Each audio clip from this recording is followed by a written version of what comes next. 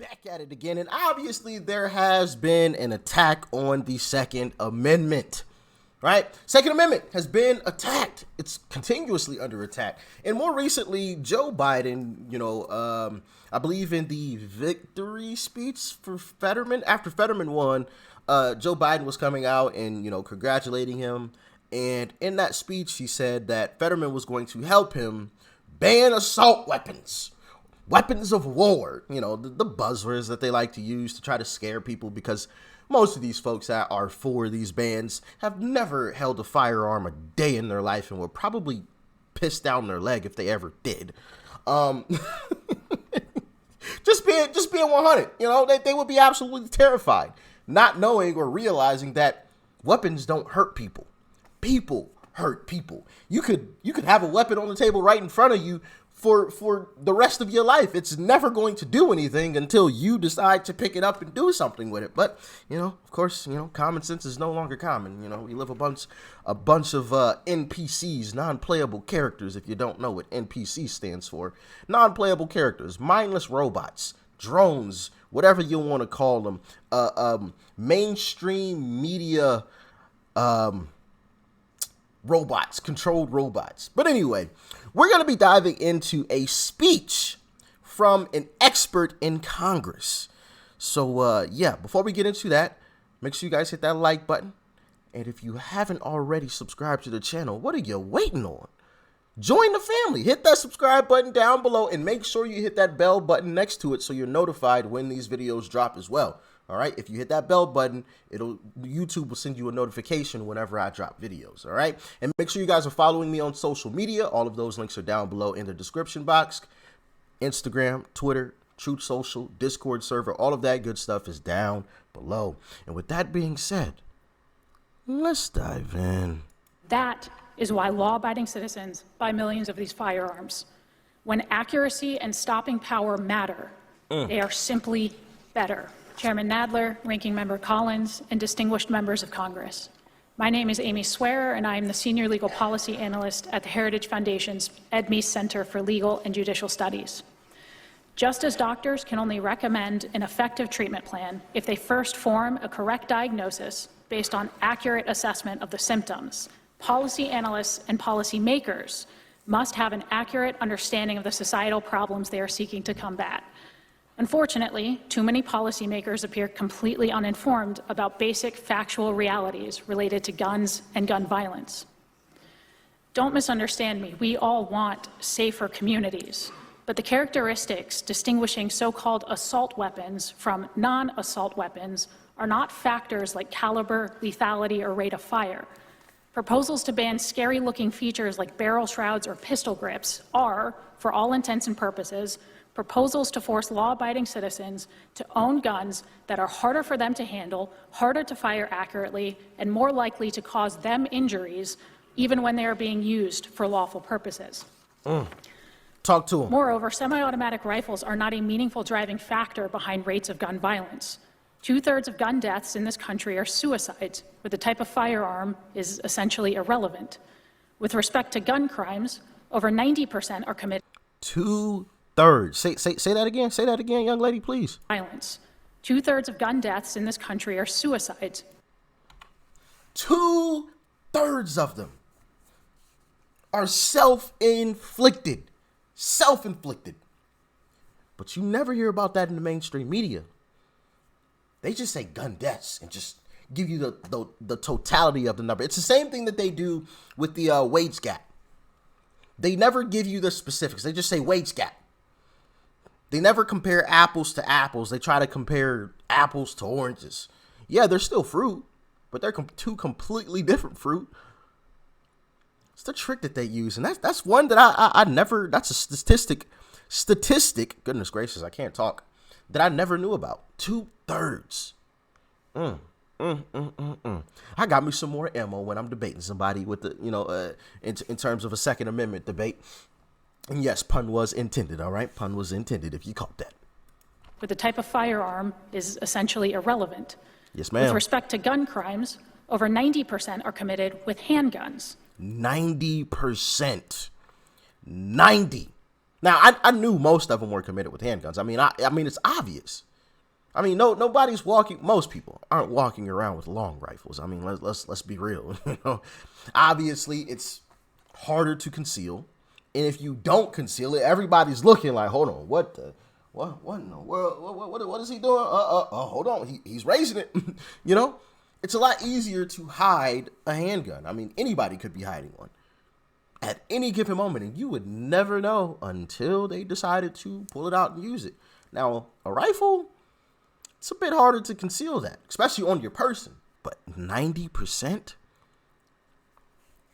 Got me some more ammo. Appreciate you. Rifles of any kind are definitively used in only 3 to 4% of gun homicides every year, and an American citizen is 4 times as likely to be stabbed to death than they are to be shot to death with a rifle of any kind. Despite frequent claims than they are to be shot to death, an American citizen is 4 times as likely to be stabbed to death 4 times as likely than they are to be shot to death with a rifle of any kind. Despite frequent claims that semi-automatic rifles are the weapon of choice for mass public shooters, in the last decade, over half of these shootings have been carried out. This lady right here doesn't look too happy about what she has to say. She's making all types of faces, rolling her eyes on the back of her head. She doesn't want to hear the facts. She just wants to get rid of weapons of war. Even though it's not a weapon of war. Not even a little bit. With handguns shooters, in the last decade, over half of these shootings have been carried out with handguns alone. On the other hand, semi-automatic rifles like the AR-15 are so well suited for defensive action against threats in a civilian context that the Department of Homeland Security quite literally designates them as personal defense weapons for law enforcement officers. It is little wonder, then, that millions of law-abiding citizens in this country also choose these types of semi-automatic rifles as their own personal defense weapons.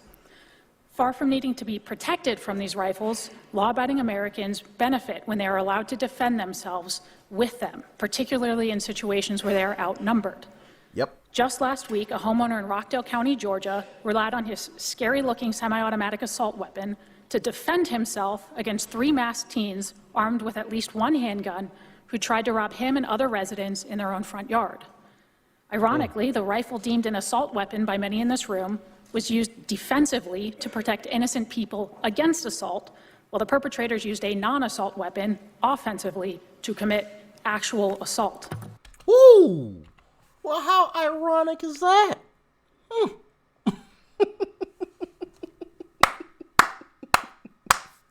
Talk that talk. Amy, please.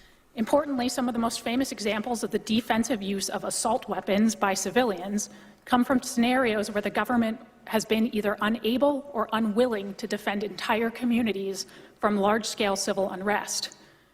During the 1992 LA riots, for example, law enforcement was nowhere to be found as hundreds of looters ransacked Koreatown.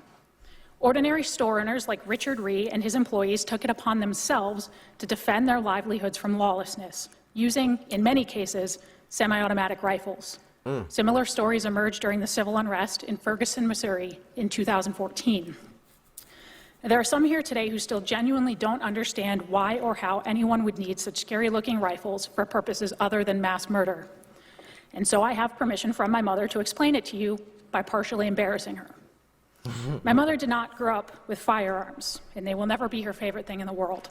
In fact, she'd never handled a firearm until I took her to the range for the first time several years ago.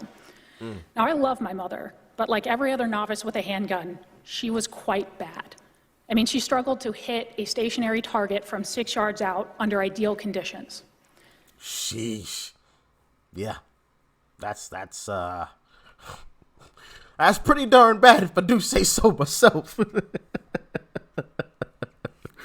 I remember my first time hitting the range, and literally everybody in there was shocked at how accurate I was. And I'm not trying to brag or anything, but like it just was, I don't want to say natural, because I'm not like the greatest, you know what I mean? But yeah, I was probably 5 meters away. And actually, I think I might still have the poster for my first time ever somewhere. If I remember, I'll try to find that, and I'll show you guys on camera. I mean, it was pretty decent. for the very first time. Like, literally everybody in there was like, is this really your first time? It's like, yes, this is legit.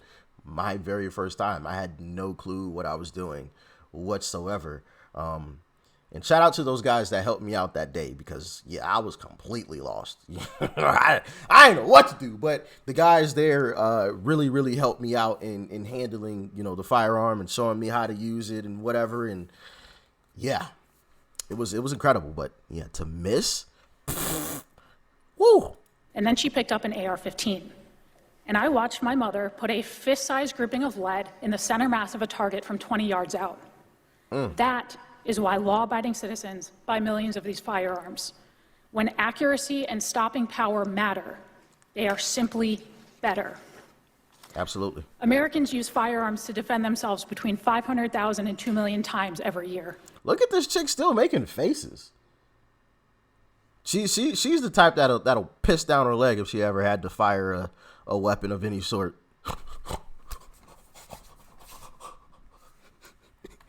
She's the type that would like fire it and drop it.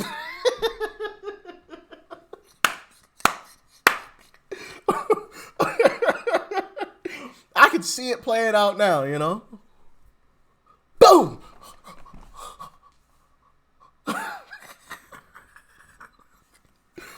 All right, let me stop making fun of people. All right, let's continue on. I'm sorry. I sometimes I just I can't help myself. I just had to.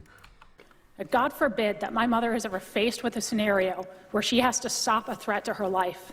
But if she is, I hope politicians protected by professional armed security didn't strip her of the right to use the firearm she can handle most competently. Frankly, I hope she has in her hands the scariest looking assault weapon she can find, so that we can both be confident in her ability to end the threat. Thank you. Drops mic, walks off, leaves everybody stunned except for the lady that kept making faces because she wasn't listening at all. She didn't care to listen whatsoever. Well, it didn't matter what she said. I mean, she literally could have threw in, this lady, one of this lady's. Hold on. She literally could have threw in that this lady's family member just was harmed, in an incident, and she probably wouldn't have even heard it. Like, I think she was tuning out Amy Swearer. I think that's how she pronounced her name. She was tuning out Amy that much that she could have said something about one of her family members and she wouldn't have even noticed. Which defeats the purpose. We need to be having a conversation about this stuff because I guarantee you this lady would be up Poops Creek without a paddle if somebody kicked in her front door. I don't even know who this lady is. Does anybody know who she is? Let me know in the comment section. But she would be up Poops Creek without a paddle. Wasn't listening at all. At all. And that is a shame. But yes, Amy made some very great points, and I love that she hit with the statistics first. What was it? 90% handguns, 3% assault weapons, right? But then she made it personal. She gave an actual instance of, an assault weapon being very, very useful. Multiple instances, actually, in defensive use, but then also, just competency, the accuracy of one. Her mother not being able to hit a target from 6 yards away, which is just absolutely crazy. Holy cow. Woo! I don't think I've ever missed that badly. Maybe once you push it a little farther out, you know what I mean? Like, you can start missing a little bit, but woo! And I guess it also depends on how big the target was. Nah, that's still pretty bad. But with an AR, she could group them all together. Impressive. Very impressive. And, Coleon Noir exposed something that was very, very noteworthy in that, if you ban ARs, it's going to be easier to come back and ban handguns because handguns commit 90, like you just heard, 90%. So if you ban the thing that's actually less lethal, but it just looks or used less often, I shouldn't say less lethal. It's used less often, but it actually looks meaner. You ban that, then you can come back and say, hey, well, these things actually harm more people than that thing did that we were banning. So I think we need to ban this too. Becomes a lot easier to do that. And there's no "I told you so's" at that point. It's already banned. What are you gonna do? Walk it back? They're not gonna give back that power. Absolutely not. Absolutely not. And people like this lady in the back don't care. Don't care at all. She won't care until she's personally affected by these terrible laws. She won't care until it's right at her front doorstep. Not a care in the world. And like Amy alluded to, these politicians want power, and they don't care if we don't have power. Politicians have armed security. They can afford it. They get armed security. Me and you, we can't afford 24-hour armed security. Like that's no, absolutely not. Absolutely not. But they don't care. They don't care. So yeah. Love that speech from Amy Swear. Shout out to Amy, man. Shout out to Amy. She deserves a raise from whoever pays her salary. A huge raise from whoever pays her salary. But as always, y'all let me know what you thought about it in the comment section below. Like, share, comment, and of course, hit that subscribe button before you go. Peace and love. I'm out.